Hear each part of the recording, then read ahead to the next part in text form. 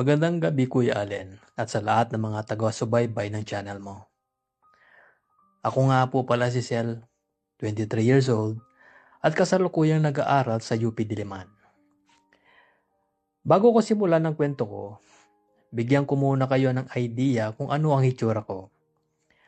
Ang height ko ay medyo alanganin, mga 5'9 to 5'10. Hindi ko rin masabi ng eksakto. Basta yung tama lang para maging player ng basketball. Ang build ng katawan ko, sakto lang din. Hindi masyadong payat, hindi rin naman masyadong buff. Sabi nila, maputi raw ako.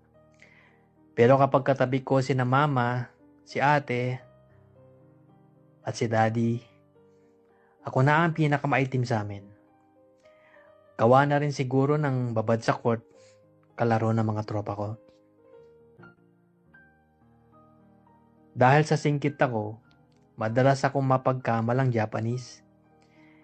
Minsan nga kapag nasa mall ako, ini-English ako ng mga sales clerk o kaya ng mga random na tao kasi akala nila tag-ibang bansa ako.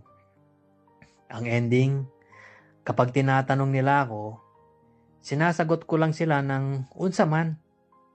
Ibig sabihin ay ano yun.